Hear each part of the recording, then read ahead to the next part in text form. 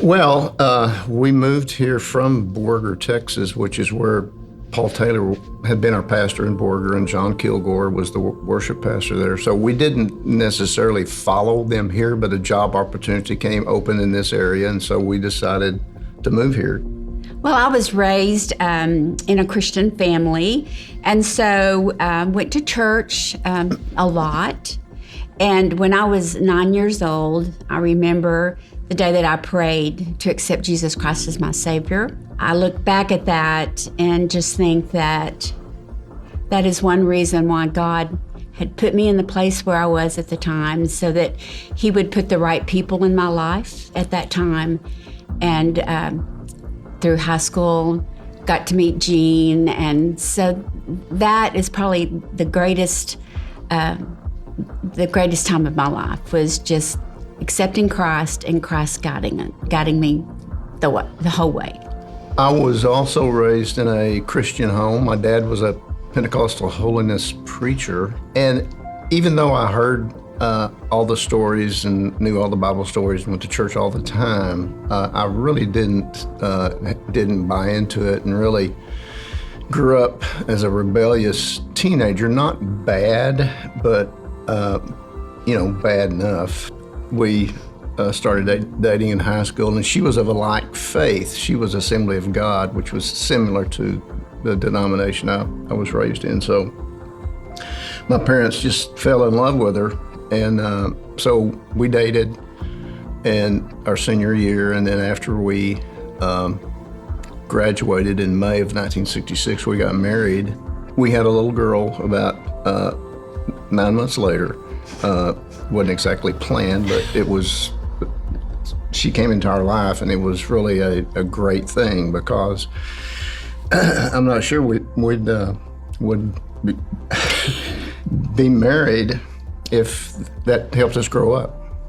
And then before I graduated, we had another little girl in my senior year at West Texas.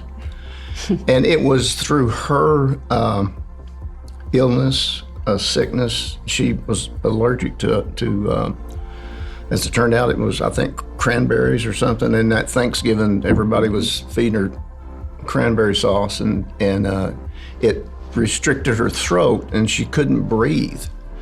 So we had to put her in the hospital. And of course, I had never asked God for anything, and didn't want to. But seeing her struggling to breathe, and it was just a temporary thing, but at the time I didn't know that. It really scared us. But God brought her through that, and both of us. And that's when I started going to church with Beverly. The merger was, I think, a godsend. I think it was perfect. It was God's plan. Yes, and it was. I think you can see the result of it today. I think it's just exciting to see the growth. I love it that Brad gets an invitation every Sunday.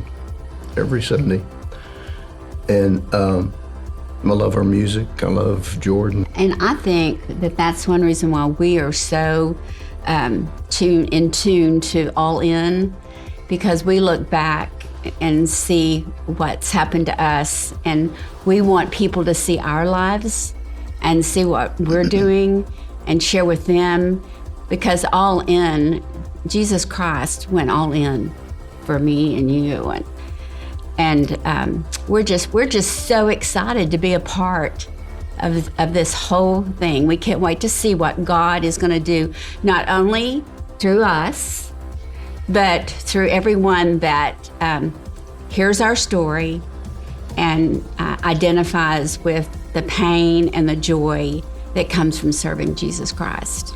We're excited to see the church thinking about not just ministering to our church and our congregation, but all the areas that they're reaching out to in ministry.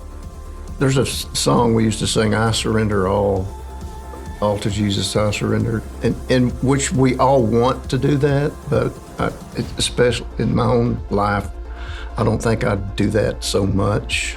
I do it when it's convenient, but I think All In is is looking for opportunities to help people. When you see people literally being hands and feet for those that really can't do that, it's such a joy to be a part of that. We're so blessed that we've been called here. Our church isn't here for ourselves. Our church is here to be God's hands and God's feet.